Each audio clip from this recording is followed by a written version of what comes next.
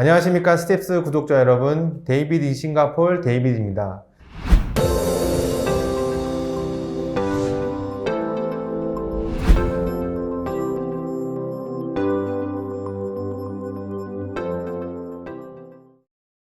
이 장소는 저희 한화투자증권 싱가폴 파인트리 법인의 사무실입니다.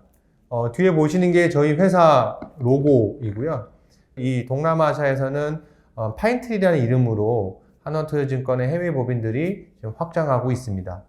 이번 시간에는 지난 시간에 좀 어떻게 보면 연장선이라고 보시면 될 것 같습니다. 지난 시간에는 미중 패권이 강화되고 여러 가지 글로벌 정세가 좀 심화되는 가운데 특히 미국과 중국이 아세안에 집중할 것이고 그들의 구애 작전이 되게 심화될 것이다 라고 얘기를 했는데, 그러면 이런 구애를 받는 아세안은 과연 미국을 선택할 것인지 중국을 선택할 것인지, 제가 이번 시간에는 이 아세안은 과연 누구를 선택할 것인가 라는 것에 대해서 말씀드리도록 하겠습니다. 자, 우선 아세안은 이 10개의 나라가 모인 공동체입니다. 그래서 저희가 수의 관점에서 공동체는 어떻게 결정할 것이고, 그럼 좀 더 들어가서 10개의 나라가 모인 이 나무의 관점에서는 누구를 선택할 것인가 라고 말씀을 드릴 건데요. 공동체, 아세안을 말씀드리기 전에 아세안이나 공동체가 어떻게 설정이 되었고 어떻게 되었는지를 말씀드리겠습니다. 1967년 8월 8일 이 아세안이 지금은 10개지만 당시에는 필리핀, 태국, 그리고 싱가포르, 말레이시아, 인도네시아 이 5개국만이 외무장관을 중심으로 해서 방콕에서 선언을 하면서 열렸습니다. 당시 베트남을 중심으로 해서 공산주의가 확산이 되고 또한 여러 가지 정세적으로 복잡하다 보니 아세안 주요국이라도 모여서 한 목소리를 내고 우리의 지역을 방어하자라는 취지에서 만들어졌고요. 이후 10개국, 지금은 11개국까지도 이 아세안이 확대되고 있는데, 대부분의 분들이 이제 그 유럽의 연합체는 EU와 이 아세안을 좀 많이 비교하십니다. 그래서 EU처럼 아세안도 뭔가 초국가적인 지역단체고 뭔가 영향력이 있냐라고 하는데 상당히 다른 점을 보이고 있습니다.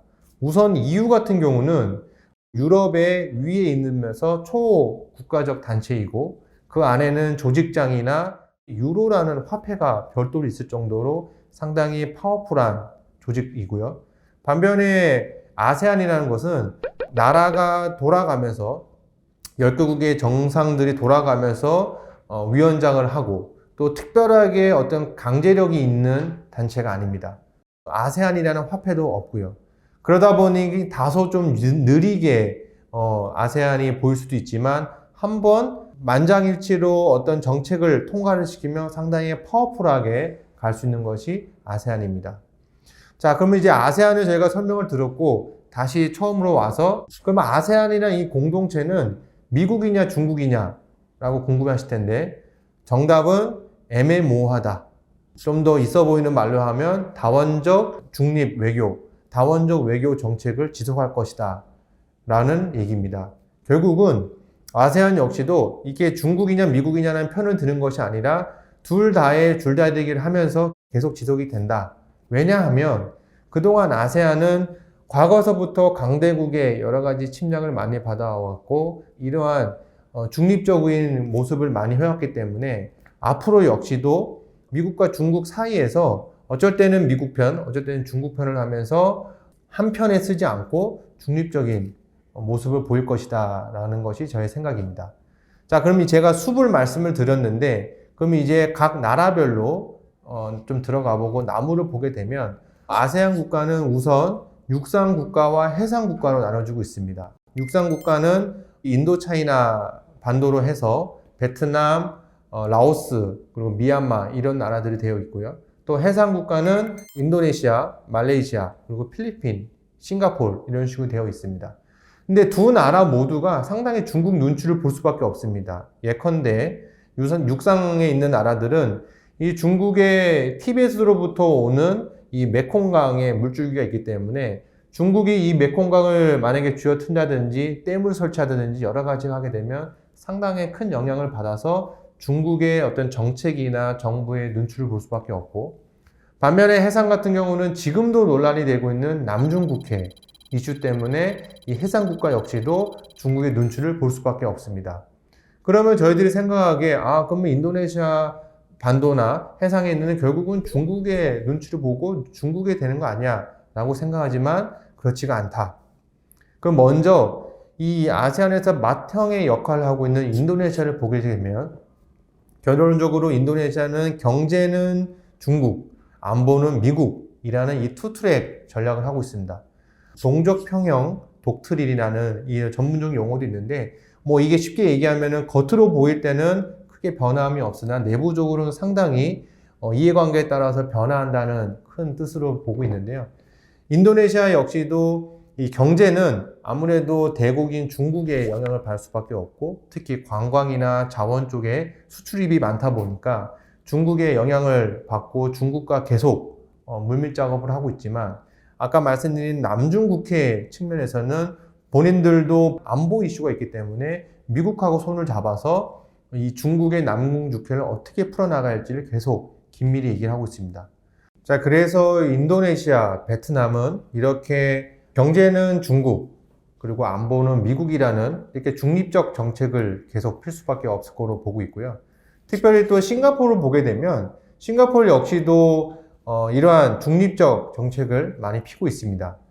싱가포르는 모두가 아시다시피 미국과 북한의 정상회담이 열릴 정도로 현재 글로벌리 매우 중립적인 위치를 고수하고 있기 때문에 앞으로 미국이나 중국이 어떤 프로포즈를 한다 하더라도 싱가포르는 중립적이지 않을까라고 보고 있습니다. 그 밖의 나라들을 좀 더 보게 되면 캄보디아나 라오스처럼 아무래도 중국의 친중 영향이 있는 나라들이 있고 또한 태국이나 필리핀처럼 친미 정향이 있는 나라들이 있습니다. 그러나 이들 나라조차도 한 나라에 완전히 편중되어 있다기보다는 미국과 중국 사이를 적절하게 활용을 하면서 그들에게 우호적이고 그들에게 유리한 정책을 하지 않을까 저는 이렇게 좀 보고 있습니다. 총정리를 해보겠습니다. 아세안의 대부분 국가들은 경제는 중국, 안보는 미국을 선택하는 움직임을 보이고 있습니다. 그러나 아세안 내에서도 지역적 특성, 그리고 역사적 사안 등 복잡한 사정을 따라서 선택이 다소 갈리고 있습니다. 인도 차이나 반도 육상 지역에서는 태국은 친미, 캄보디아, 라오스는 친중, 또 베트남은 경제는 중국, 안보는 미국이라는 현재 선택을 하고 있고요. 미얀마는 현재 내부 혼란 때문에 조금 내부적으로 집중하고 있는 상황인 것 같습니다. 반면에 해상 지역에서는 인도네시아는 중립, 싱가포르는 현실적 외교를 추구하고 있고 그 외에 말레이시아, 필리핀, 브루나이는 남중국해 이슈로 안보적인 측면에서는 친미 성향이 좀 더 강하다고 정리할 수 있습니다. 자, 다음은 제가 한 가지 더 말씀드리고 싶은 것은 아세안에만 있는 결국 아세안 웨이입니다. 아세안 웨이라는 것은 아까 앞서 말씀드린 아세안과 EU의 차이점을 말씀드렸는데 아세안은 독특하게도 만장일치라는 정책을 쓰고 있습니다. 이것이 왜 상당히 중요하냐면 미국과 중국이 결국은 아세안의 구해작전을 할 때 이 만장일치라는 제도 때문에 상당히 작은 나라까지한테도 그리고 또한 개별적인 나라들한테 우호적인 정책을 해야 한다는 것입니다. 만약에 아세안에서 나름 영향력이 있는 이 인도네시아, 베트남, 그리고 싱가포르에만 아세안의 주요 보팅, 그리고 영향권이 있다 그러면 미국과 중국은 아마 그 세 나라에만 영향을 미칠 수 있는데 그것이 아니라 이 만장일치라는 정책을 하고 있기 때문에 미국과 중국은 아세안 10개국의 모든 나라의 표를 받기 위해서 각 국가별의 우호적인 정책을 하지 않을까 저는 생각을 하고 있습니다. 느리지만 천천히 또 다르지만 같이 이러한 컨셉이 다소 모순적이지만 또한 파워풀한 아세안이 결국은 미중 국가 사이에서 엄청난 경쟁력으로 자리 잡지 않을까 생각하고 있습니다. 그래서 결론적으로 아세안의 숲을 보게 되면 애매모호한 정책, 아세안의 나무로 보게 되면 중립적인 정책, 그리고 또한 아세안의 이 만장일치 때문에 미국과 중국의 구해 작전은 복잡하면서도 더 많은 정책으로 이 아세안에 집중할 것이고 이거는 결국은 아세안 투자로 이어지면서 아세안 경제가 더욱더 발전하게 되지 않을까라는 생각을 하고 있습니다.